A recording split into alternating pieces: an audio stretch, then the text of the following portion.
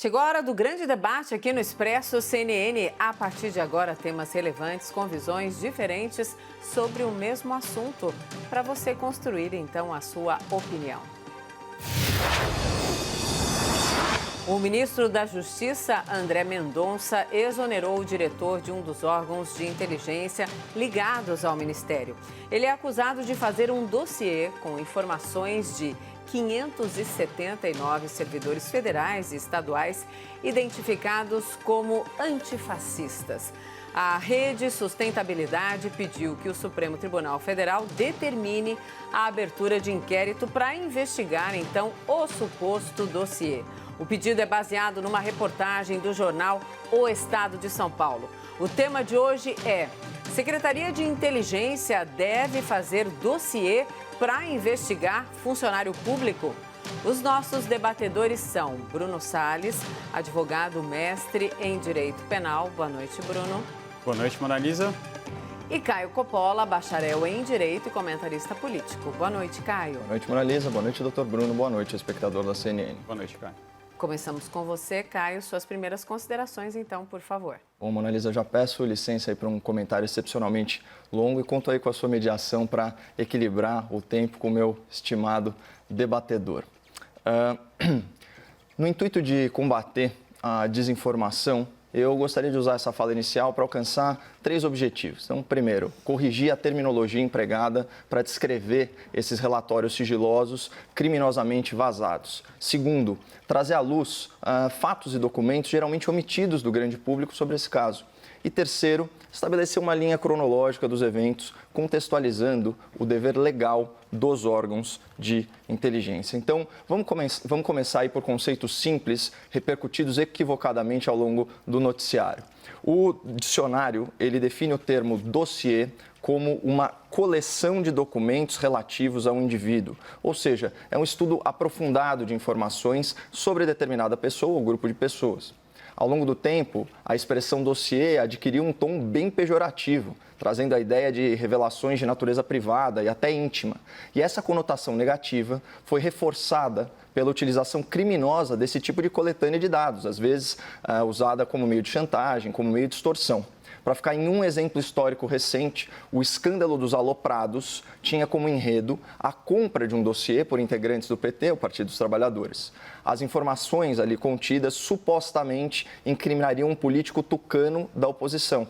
Então, à época, o ex-presidente Lula, ele chamou seus correligionários petistas envolvidos nessa transação de aloprados e daí o nome do escândalo, o escândalo dos aloprados. Então, percebam que dossiê não é um termo neutro e, além disso, é um termo impreciso para descrever o que está sendo apurado. Então, eu queria trazer aqui aspas para a reportagem do portal UOL, do Grupo Folha, ao se referir sobre o conteúdo desse documento. O Ministério produziu um dossiê com nomes e, em alguns casos, fotografias e endereços de redes sociais das pessoas monitoradas. Convenhamos, um documento com muitos nomes e algumas fotos e endereços não parece um dossiê, parece mais uma lista de contatos.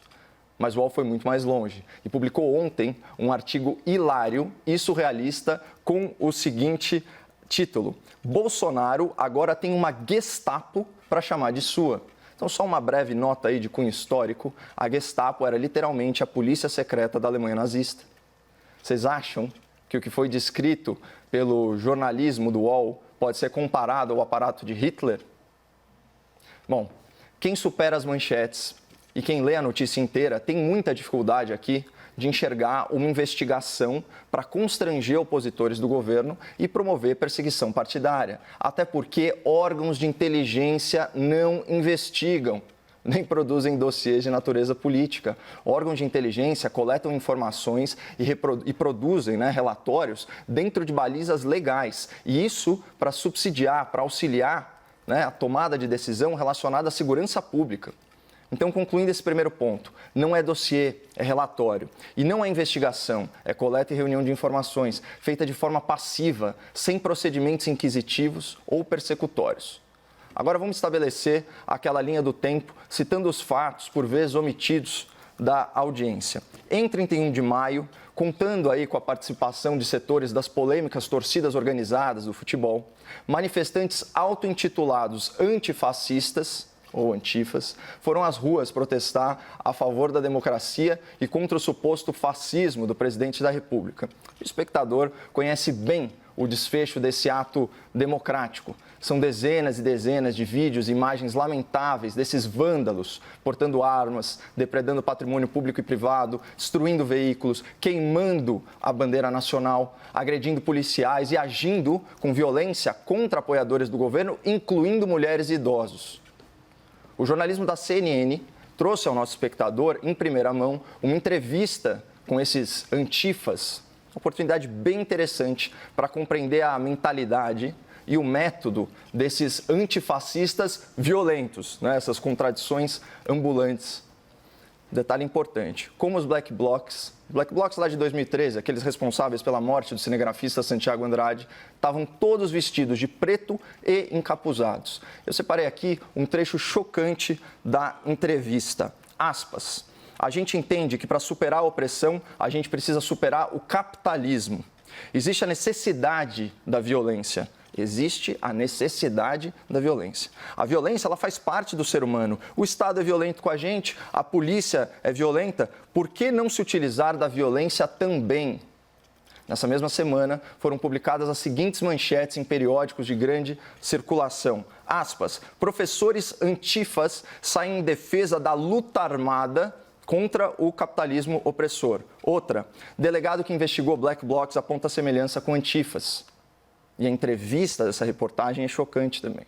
E um manifesto começou a circular na imprensa e nas redes sociais. O seu título era o seguinte, aspas, policiais antifascismo em defesa da democracia popular. Me permitam citar um trecho para dar uma dimensão do radicalismo desse texto.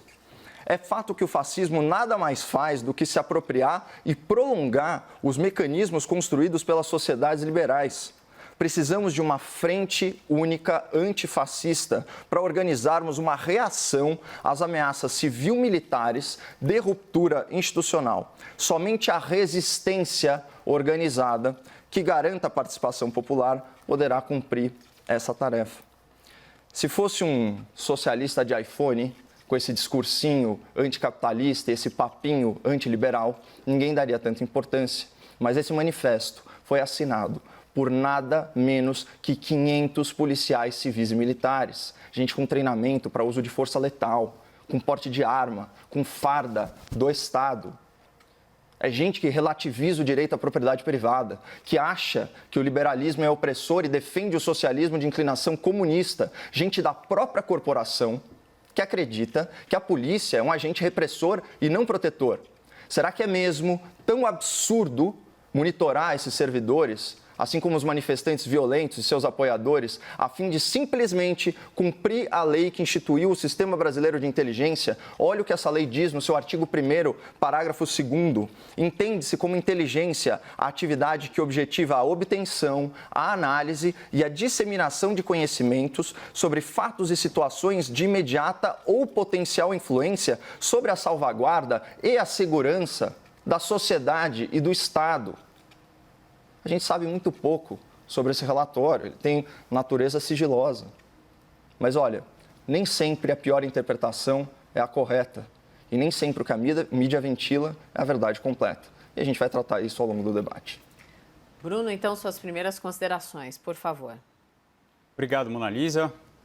Minhas amigas, meus amigos, telespectadores, boa noite. Um dos personagens mais intrigantes da história do Brasil, de um momento triste, lamentável e eu espero que irrepetível, foi o general Golbery do Couto e Silva, apelidado na época como o Bruxo ou o Feiticeiro. O Golbery participou da administração pública durante a ditadura civil-militar no Brasil desde o seu início. Aliás, ele foi o autor intelectual do Manifesto dos Ministros da Marinha, Exército e Aeronáutica, que militava pelo veto à posse do presidente João Goulart em 61, quando se encenou o ensaio geral do golpe de 64.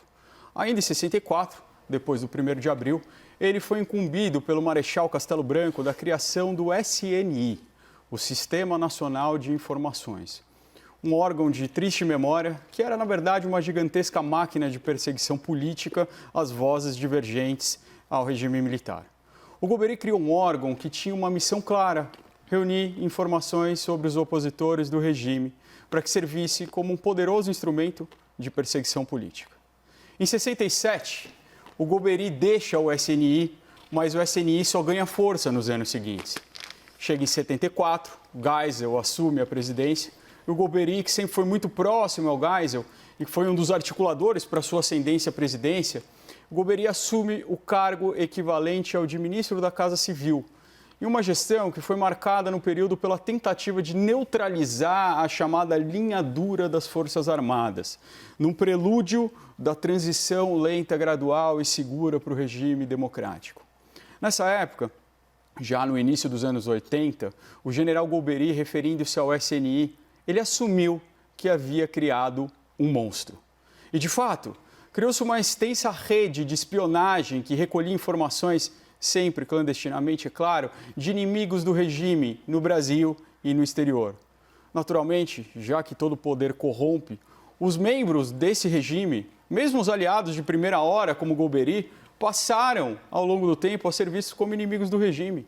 E, da mesma forma, passaram a ser espionados e catalogados. Ainda assim, a posição deles era muito diferente em relação às verdadeiras vítimas desse sistema: os comunistas, os socialistas, os subversivos, categorias que englobavam basicamente todas as pessoas que ousavam contrariar as diretrizes do regime autoritário. E se os próprios artífices do regime viam no SNI um monstro, a nós, democratas, faltam adjetivos para classificar esse abjeto instrumento de perseguição. É por isso que a notícia de que esses dossiês ou relatórios, ou como queiram chamar, sobre pessoas que se dizem antifascistas estariam sendo produzidos nos berços do Ministério da Justiça pode ser descrita como um dos maiores escândalos dessa administração. E eu preciso deixar duas coisas muito claras. Em primeiro lugar, mencionados dossiês estão completamente fora das atribuições do Ministério da Justiça.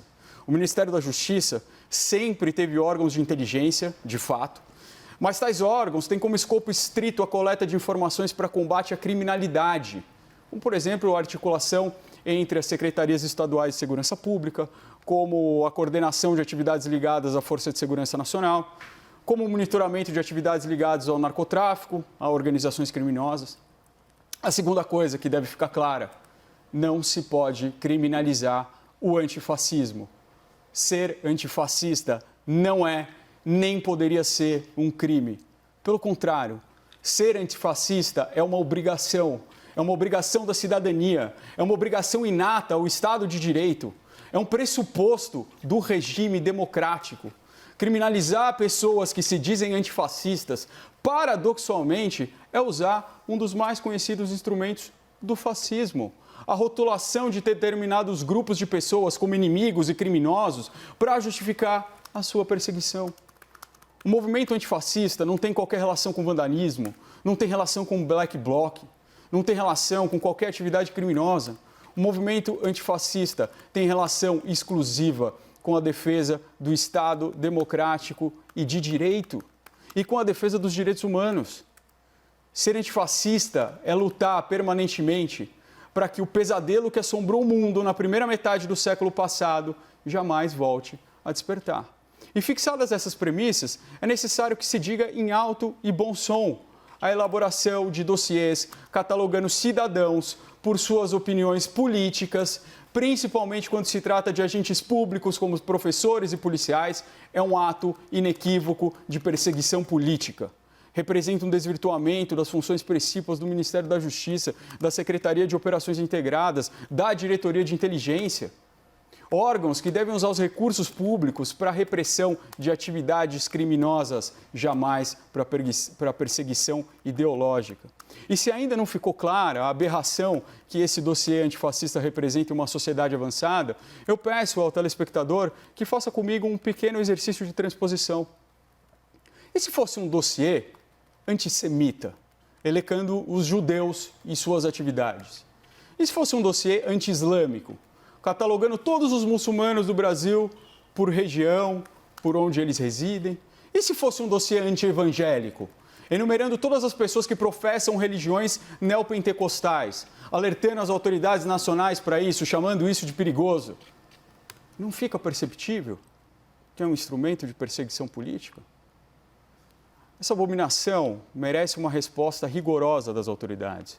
Cabe ao Supremo Tribunal Federal, ao Ministério Público Federal, ao Parlamento, investigar a fundo os responsáveis intelectuais e materiais pela criação dessa arma de perseguição ideológica. É preciso saber desde quando se iniciou essa prática, se nessa gestão do ministro André Mendonça ou se na gestão anterior do senhor Sérgio Moro. E os responsáveis pela criação dessa prática ilegal e também os responsáveis pela conivência com essa ilegalidade manifesta devem ser responsabilizados administrativamente e criminalmente na forma da lei. Senhores, o monstro precisa ser abatido, o monstro precisa ser aniquilado, o monstro precisa ser sepultado em seu nascedouro, porque não há espaço para ele no regime democrático. Vamos então ao debate. Bruno e Caio, por favor. Pois é, né? Eu discordo da premissa de que se trata de perseguição política e eu achei muito infeliz a analogia com supostas listas ou relatórios antissemitas ou contra evangélicos ou, enfim, qualquer outro tipo de demografia ou grupo identitário. E por que isso? Porque essas pessoas não estão sendo monitoradas ou não foram listadas pelo fato de serem antifascistas. Aliás, como bem colocou o Dr. Bruno, todo aquele que se declara um democrata, um republicano, certo? Um conservador, um liberal, por definição é antifascista. Eu sou antifascista, Dr. Bruno é antifascista, provavelmente a maioria esmagadora da nossa audiência, certo? Isso é viver no Estado democrático de direito. Não existe espaço para o fascismo. Não existe espaço para o fascismo. Isso é ponto pacífico. Essas pessoas não estão na lista porque são antifascistas. Elas estão na lista porque elas fazem apologia ou endossam movimentos que fazem apologia à violência. E o doutor sabe muito bem que o Estado democrático de direito não admite a violência como ferramenta política. É inadmissível.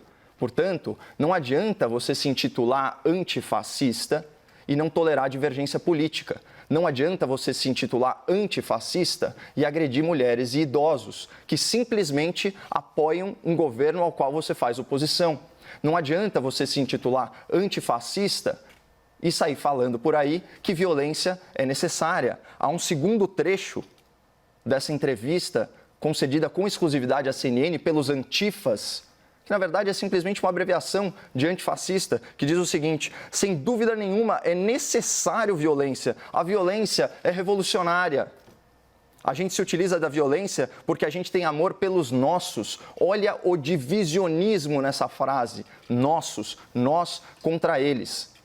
Que coisa pior que isso? Você acha que esse tipo de ideia cabe no debate público? Então não se trata, não se iludam, não se deixe manipular, espectador. Não se trata de perseguição a antifascistas. Essas pessoas físicas que não estão sendo investigadas, elas constam de um documento que deveria ser sigiloso e foi vazado criminosamente, certo?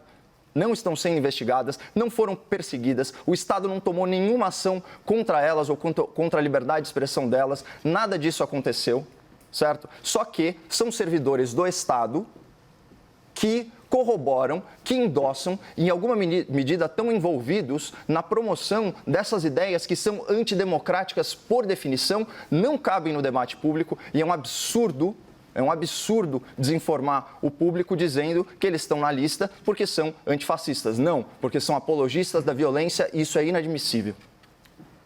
Caio, é interessante seu argumento. Eu peguei aqui a coluna vertebral dele e me corrija se eu estiver errado.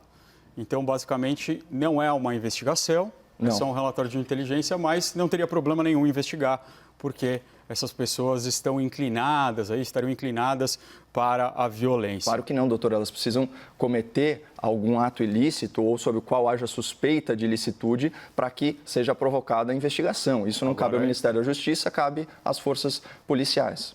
Então, eu acho que agora a gente concorda, mas tem um ponto que a gente não concorda. O que a gente não concorda? A gente está falando ali, segundo a matéria, do Rubens Valente de 536 pessoas. Né?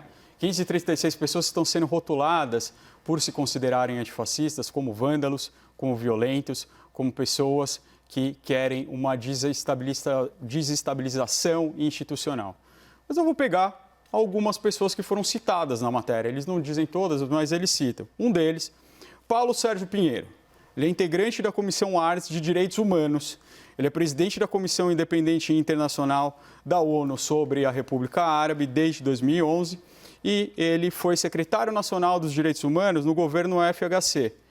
O senhor Paulo Sérgio Pinheiro, que é uma pessoa importantíssima para a República, é um vândalo de 77 anos. O outro é o Luiz Eduardo Soares. Ele é um cientista político, secretário nacional de Segurança Pública no governo Lula. E ele foi coautor de um livro que chama Elite da Tropa, que depois inspirou um filme muito famoso aqui no Brasil, Tropa de Elite. Ele é um vândalo, ele é um agressor de 66 anos de idade. O outro, Ricardo Balestreri, que também foi citado na matéria, secretário estadual da Articulação e Cidadania do governo do Pará, ex-presidente da Anistia Internacional no Brasil. Esse é um vândalo um pouco mais novo, de 51 anos. Né? São essas pessoas que estão elencadas nesse dossiê. É esse o tipo de periculosidade que nós estamos falando, de pessoas que dedicaram a sua vida inteira à causa pública, que dedicaram a sua vida inteira a um regime democrático, participam de órgãos que são grandes defensores do regime democrático e agora estão sendo reduzidos a vândalos. Não me parece, Caio, que é esse tipo de inteligência que estão querendo fazer. Olha, doutor, você já teve argumentos mais retilíneos, mas então vamos abordar aí o seu comentário sinuoso. Rotulados por quem como vândalos? Certamente não pelo Ministério da Justiça, muito menos pelo sistema de inteligência. Ali não há rótulo nenhum.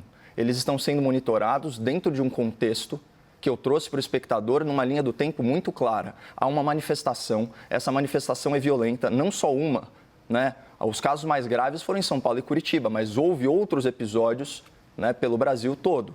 Né? Então você tem esses episódios de violência seguidos por uma série de declarações de cunho antidemocrático, com insinuações de servidores públicos, né, completamente alheios à ordem institucional e ao respeito aos valores democráticos e republicanos preceituados na Constituição, entre eles, né, as liberdades, a propriedade, certo?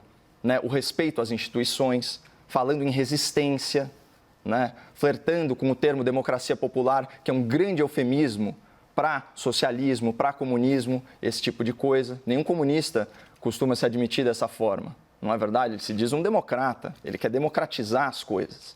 Nunca a própria riqueza, né? Sempre a riqueza do outro. Mas, enfim, o ponto é o seguinte, quem está colocando esses senhores de 70 anos como vândalos ou agressores não sou eu. Tampouco o Ministério da Justiça. Isso é só um recurso retórico seu. Agora, há formas distintas de se apoiar um movimento, seja dando visibilidade a ele ou até no exercício profissional, como advogado. Você lembra dos Black Blocs? Você lembra quem eram as pessoas que se habilitaram a defender de forma gratuita os Black Blocs? Você lembra do diálogo? Quais os partidos que defendiam um diálogo aberto com os Black Blocs? Isso constava no site oficial do PSOL, Partido Socialismo e Liberdade, né? Que é conhecido como Partido do Círculo Quadrado, porque não existe liberdade e socialismo no mesmo lugar. Mas, enfim, só para mostrar para você que essas pessoas não estão lá porque elas são agressores potenciais ou espancadores de idosos e mulheres. Não é por isso. É porque, de alguma forma, eles estão inseridos num contexto e isso não quer dizer que eles sejam culpados de nada. Como eu já disse, sequer são investigados e sequer saberiam que constavam dessa lista de monitoramento se não fosse o vazamento criminoso dessas informações. Portanto, seu argumento não procede. Bom, então é interessante que há um reconhecimento de que as pessoas estavam sendo monitoradas.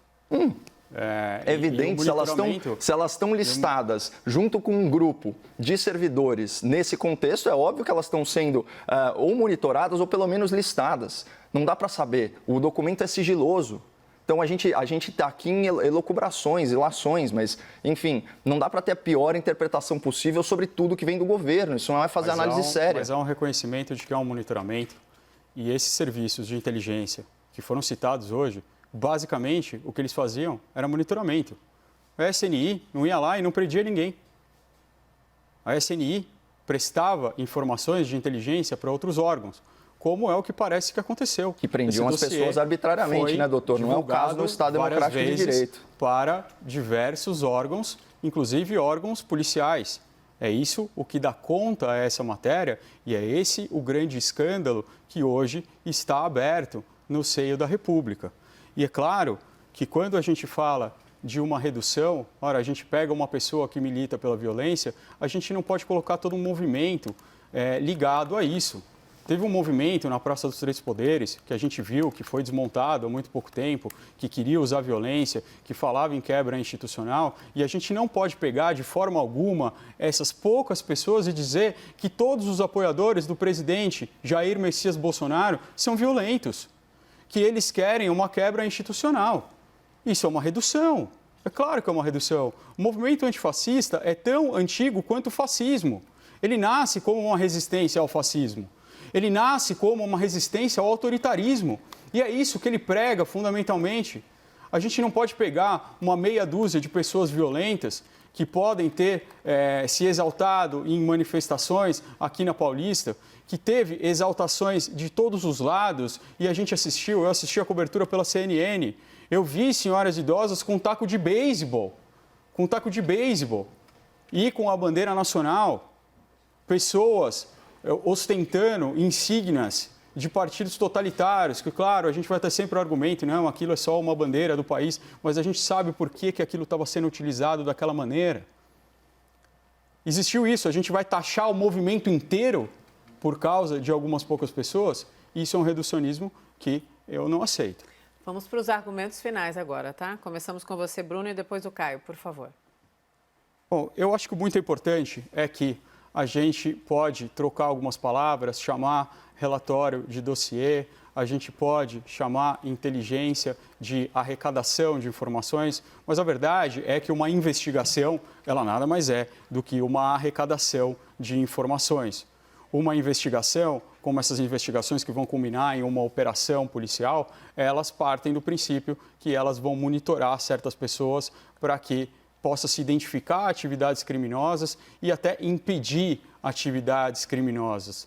Nesse caso, não é isso que acontece. Essas pessoas estão sendo monitoradas porque elas têm uma orientação ideológica, porque elas têm uma opinião política, que é uma opinião política divergente da opinião majoritária do governo. E olha, se fosse uma coisa isolada, a gente podia pensar que eventualmente isso foi só um mal-entendido, foi a coisa de uma pessoa, até por isso essa pessoa foi demitida, mas não é isso que acontece. A gente tem vários casos desde o começo do governo Bolsonaro trazendo dossiês. Foi noticiado um dossiê numa matéria do Correio Brasiliense contra o ex-ministro da Saúde, Mandetta, para culpá-lo pelas crises do coronavírus. Houve uma matéria no estado de São Paulo, de 2019, falando que o primo dos filhos do presidente da República estaria produzindo dossiês anticomunistas dentro do Palácio do Planalto. A gente já teve a questão do dossiê antifascista aqui em São Paulo, pela mão de um deputado do PSL, o Douglas Garcia, que inclusive está sendo investigado pelo Ministério Público de São Paulo. Por quê? Porque essa é uma atitude ilegal, autoritária, o que já foi reconhecida pela ministra Carmen Lúcia, e eu espero que as devidas atitudes sejam tomadas. Caio, seus argumentos finais, por favor. Eu concordo, doutor, com a sua crítica ao reducionismo e à generalização. Mas eu também acho que a gente tem que chamar as coisas pelo que elas são, né? Então, você não pode chamar relatório de dossiê. Não se trata simplesmente de uma confusão de termos, muito menos no jornalismo, que tem que ser acurado. Você não pode chamar a coleta de informações de investigação. Não existe nenhum movimento persecutório, inquisitório, poder de polícia, essas coisas. E você não pode chamar de perseguição política uma justa medida. Eu pergunto ao espectador da CNN se ele se sente seguro, sabendo que há policiais que desrespeitam propriedade privada, que acham que um ambiente de liberdade, é isso que a gente fala num Estado liberal, o ambiente de liberdade, ambiente das liberdades individuais, que o policial se sente oprimido, certo? Que ele se acha o último bastião de defesa de uma classe trabalhadora numa utopia marxista, contra os burgueses exploradores, certo? Se ele vai contra o próprio Estado e a própria sociedade que ele jura defender, e pior, fazendo apologia da violência e achando que o recurso às armas se justifica para tirar um Estado que só na cabeça dele é fascista. Você se sente seguro? Não faz sentido que a nossa inteligência fique de olho nessas pessoas, e não só nelas, não nas mais radicais, mas naquelas que de alguma forma as subsidiam, as endossam? Então, é isso que a gente tem que pensar. Em última análise, o que está em discussão aqui é a proteção da nossa sociedade e não foi violado nenhum direito individual. O único crime cometido aqui foi o vazamento dessa informação e certamente algumas pessoas vão pagar por isso. Obrigada, Bruno. Boa noite. Obrigada, Caio. Obrigado, Boa Mona Lisa. noite. Boa noite, Mona Lisa.